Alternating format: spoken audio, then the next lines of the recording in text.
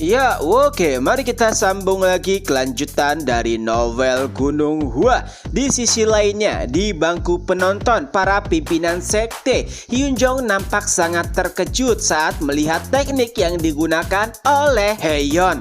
Lalu Tanggunak pun berkata, "Pimpinan biara, apakah itu adalah teknik tinju suci arahat?" Lalu kepala biara pun menjawab, "Oh, nampaknya Tuan Tang mengetahui lebih banyak hal daripada diriku." Mendengar hal tersebut, seluruh pimpinan sekte pun dibuat terkejut. Tinju suci arahat merupakan salah satu dari 72 teknik kesempurnaan yang dimiliki oleh Shaolin. Itu adalah teknik yang sangat sulit dipelajari bahkan jika kau menekuninya seumur hidup. Tapi yang lebih mengejutkan adalah sebelumnya Haeyeon juga telah menggunakan salah satu dari 72 gerakan kesempurnaan. Artinya di usianya yang muda ia telah menguasai 2 teknik. Haeyeon benar-benar monster. Setidaknya itulah apa yang ada di pikiran para pimpinan sekte lainnya. Tapi karena penasaran, Ho Dojin pun bertanya, "Kepala biara, mohon maaf sebelumnya, ada berapa teknik yang telah dikuasai oleh Haeyeon dari 72 gerakan kesempurnaan?" Dan kepala biara pun menjawab dengan merendah, "Tidak terlalu banyak, setidaknya ia menguasai selusin teknik." Tentu saja jawaban tersebut lebih membuat seluruh orang terkejut. Selusin artinya 12 teknik telah ia kuasai. Bahkan selama 15 tahun terakhir mereka tidak pernah mendengar jika anggota Shaolin menguasai 5 teknik saja. Itu artinya ia bukan hanya sekedar monster, tapi monster jenius. Kepala biara bahkan tersenyum saat menjawab pertanyaan tersebut. Dan dari senyum tersebut, semua orang serta Tanggunak tahu apa maksud dari senyum tersebut. Sebelumnya, sekte Shaolin tidak memprediksi kebangkitan Gunung Hua. Dan tujuan dari kompetisi ini adalah untuk memperlihatkan bahwa sekte Shaolin masih memimpin. Tapi hadirnya Gunung Hua sama sekali tidak mengganggu kepala biara, yang artinya ia sangat yakin bahwa Chungmyeon bisa dikalahkan oleh Haeyeon. Dengan begitu, itu lebih menunjukkan bahwa kemampuan Shaolin lebih dari apa yang diperkirakan. Karena untuk mengangkat Shaolin lebih tinggi, maka ia harus mengalahkan sosok yang kuat. Jadi, Chungmyeon merupakan sosok yang cocok untuk melakukan perannya dan meninggikan Shaolin. Jujur saja, sebetulnya kepala biara juga terkejut dengan kejeniusan yang dimiliki oleh Haeyeon. Dari seluruh talentanya, hanya satu kekurangannya, yaitu sifat aslinya, yaitu Haeyeon sangat pemalu. Bahkan sulit bagi dirinya untuk menyakiti seseorang. Akan tapi, jika memberinya alasan untuk memenangkan kompetisi, maka Shaolin akan kembali memasuki masa kejayaannya. Kembali ke arena pertarungan, Jogul nampak terkejut dan Haeyeon ia tersipu malu karena telah menghancurkan bangunan di belakang Jogul. Ia tahu jika Haeyeon kuat, tapi perasaannya sangat berbeda saat ia bertarung melawan Chungmyeon. Chungmyeon memiliki sisi jahat, tapi Haeyeon nampak sangat pemalu.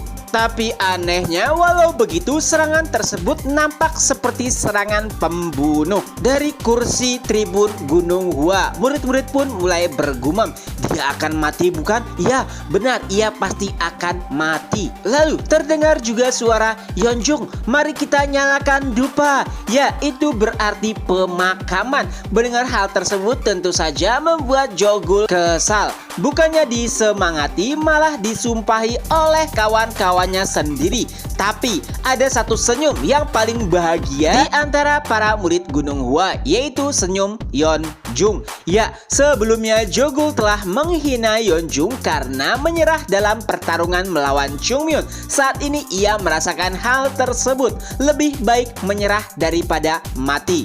Itulah yang dikatakan Yeonjung sebelumnya. Tapi jika ia menyerah, pastinya murid-murid akan menghina dan mengejeknya selama 7 hari ke depan. Oleh sebab itulah ia harus bertekad untuk melawan Haeyeon apapun harganya. Jogul pun mulai menenangkan dirinya. Lalu ia pun bersiap untuk menyerang dan wush, dengan cepat pedang Jogul mengincar leher Haeyeon. Tapi sayangnya Haeyeon menahan serangan tersebut hanya menggunakan telapak tangannya. Itu adalah gerakan awal dari tinju arahat.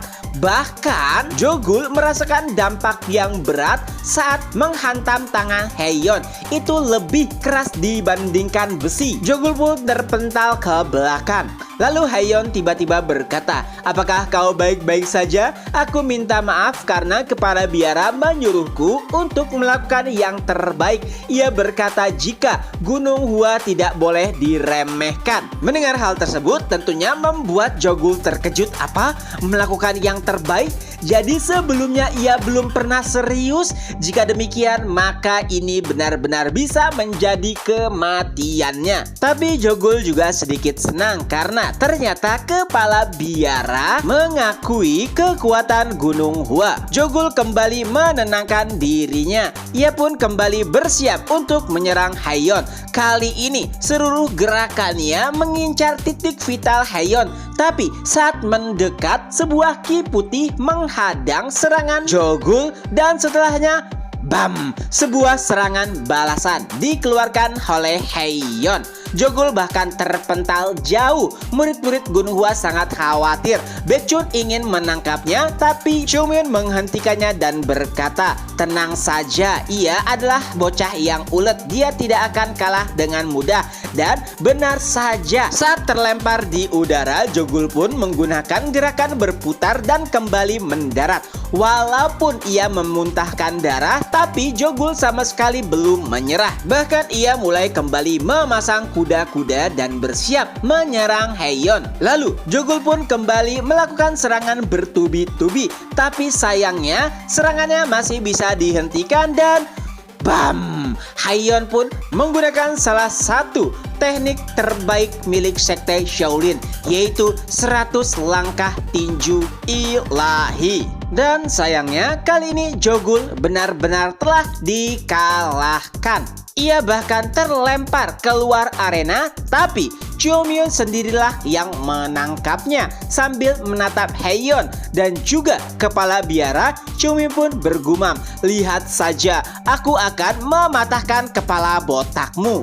Beberapa saat kemudian Jogul masih belum siuman, tapi anehnya tubuhnya sama sekali tidak terluka. Lalu seseorang pun berkata itu karena ia tidak menggunakan niat membunuh. Ya, Baekhyun memang sadar jika Haeyeon kuat, tapi setelah melihat pertarungannya melawan Jogul, ternyata apa yang ia prediksikan jauh-jauh lebih dari apa yang bisa ia bayangkan. Tidak hanya kuat, bahkan keakuratannya juga tidak main-main. Hanya kurang dari 100 detik saat Haeyeon menggunakan 100 langkah tinju ilahi untuk menyerang Jogul. Dan bahkan ia juga membuat serangan tersebut untuk tidak membunuh Jogul. Itu adalah hal yang sangat luar biasa. Dulu Baekhyun dan kawan-kawan bahkan malu jika membandingkan diri mereka dengan Jin Gumryong ataupun sekte Shaolin.